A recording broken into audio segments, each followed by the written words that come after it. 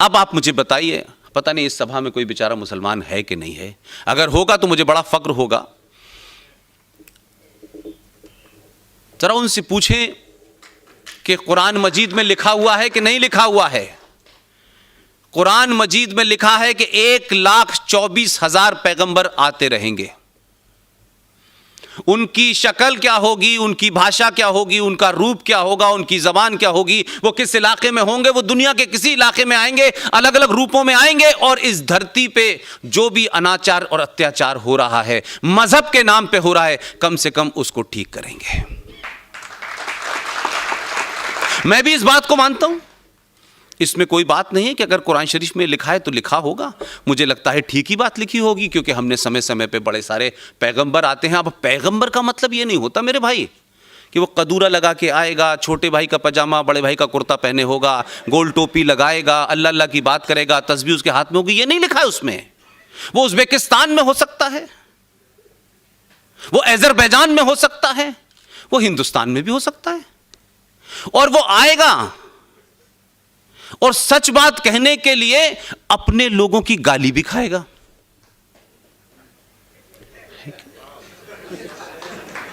तो भाई गलती से अगर वो आ गया है 2014 में,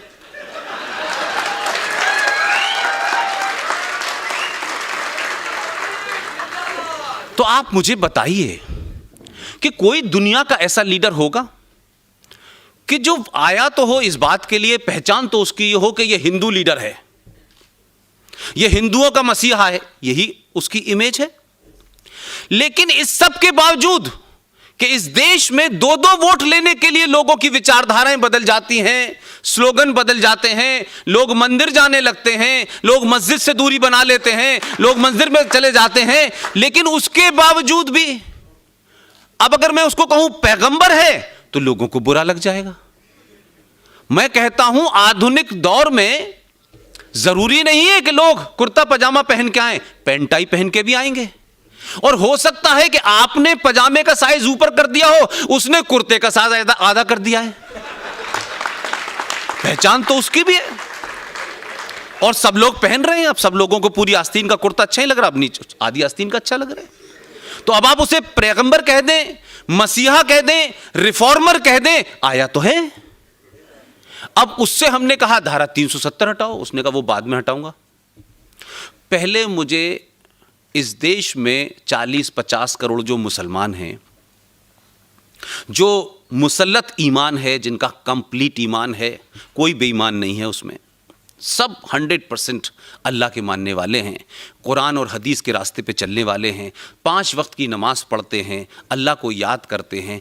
ऐसे बंदे भी लिखी हुई किताब में जो बातें नहीं हैं उसको कर रहे हैं। पहले मैं इनसे कहूंगा ये झूठ फरेब मक्कारी जो तुम कर रहे हो तलाक के नाम पे, कि ये फटाफट तलाक तुमने निकाला है जिसको तलाक बिद्दत कहते हैं, ये गैर इस्लामिक है, इसको बंद करो, ये काम कोई मसीह ही कर सकता है।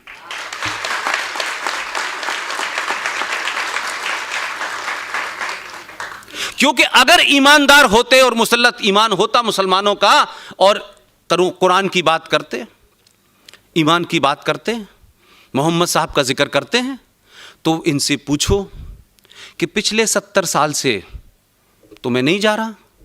आपको याद होगा 1984 में मोहतरमा भारत की वजीर आज़म इंदिरा गांधी का कत्ल हुआ था, और उनकी लाश के बाद 2 महीने में चुनाव हुआ, और उस वक्त उनके साहबजादे जनाब राजीव गांधी जी भारत के वजीर आज़म बने। 412 मेंबर ऑफ पार्लियामेंट सीट लेके आए थे, और उस वक्त की विरोधी पार्टी की हालत यह थी कि पार्लियामेंट में वो एक फूल 2 माली थे। उस 412 सीट लाने वाले इतनी मजबूत सरकार ने 1985 में एक गरीब 70 साल की औरत, 70 साल की औरत, एक पढ़े लिखे वकील की बीवी थी, उसको तलाक दे दिया था। 24 साल से वो दीवारों से सर मार रही थी, देवबंद का मदरसा, बरेलवी का मदरसा, अहले हदीस का मदरसा, कुरान शरीफ, यहां वहां मस्जिद मजारों पे सर मारते मारते उस औरत को 24 साल तलाक के बाद 70 साल की उम्र में जब सुप्रीम कोर्ट ने उसने अर्जी दी कि माय लॉर्ड, मैं अल्लाह के बंदों से और इस अल्लाह का नाम लेकर के इस देश में हजारों मुसलमानों की दुकानें बनी हुई हैं, मैंने सबसे कहा कि मुझे इंसाफ दे दो, कुरान की रोशनी में दे दो, जो कुरान में लिखा है वो वाला इंसाफ दे दो, लेकिन मुझे नहीं दिया। तो उसको हिंदुस्तान की हिंदू सरकार और हिंदू कोर्ट के ऊपर यकीन था, वो गई और उसने इंसाफ मांगा, उसको इंसाफ इस देश की सुप्रीम कोर्ट ने दिया। उन्होंने कहा यस, आपके साथ नाइंसाफी हुई है, अगर आप भारत की नागरिक हैं तो भारत का संविधान आपके साथ खड़ा है, और आप हिंदू हो, मुसलमान हो, सिख हो, पारसी हो, इससे हमारे संविधान का कोई मसला नहीं है और आपको जस्टिस मिलेगा। और सुप्रीम कोर्ट की 3 मेंबर जज ने कहा कि आपको तलाक के बाद जो मुआवजा मिलना चाहिए वो सुप्रीम कोर्ट तय करेगी। उस वक्त सुप्रीम कोर्ट ने मुआवजा तय कर दिया और कहा कि आप दीजिए। लेकिन मुसल्लत ईमान, कुरान की रोशनी, हदीस की रोशनी, अल्लाह का नाम, पाकिस्तान का नाम, 57 देश, तमाम बातें करने वाले सुबह से शाम तक एक मुसलमान जो है उस औरत के हक में खड़ा नहीं हुआ। एक आदमी उसके हक में खड़ा नहीं हुआ। एक दानिश्वर नहीं बोला, प्रोफेसर नहीं बोला, आलिम नहीं बोले, जालिम बोलते चले जा रहे थे। लेकिन क्या हुआ, इस भीड़ तंत्र ने और उस वक्त की सत्ताओं के वोट बैंक ने उस सुप्रीम कोर्ट के फैसले को 412 सीटों से जीती हुई सरकार ने फैसला बदल दिया, क्योंकि वो जिहादियों के साथ, दंगाइयों के साथ खड़े हुए, एक औरत के साथ सरकार नहीं खड़ी हुई। और आज उसका नतीजा यह है कि 1985 से जरा समय जोड़िए कितना निकल गया, सेकुलर सरकारें थी। वो सेकुलर सरकार उस गरीब मुसलमान औरत के साथ नहीं खड़ी हुई, क्योंकि उस मुसलमान औरत के साथ खड़े हो जाने से ये जिहादी वोट बैंक जो था वो नाराज हो जाता। ये गट्स चाहिए आपको कि आप भारत के प्रधानमंत्री हो, शपथ लेके भारत के संविधान में आप अगर वहां गए हैं तो उस शपथ का कुछ भरम रखिए, उस शपथ की कुछ इज्जत रखिए।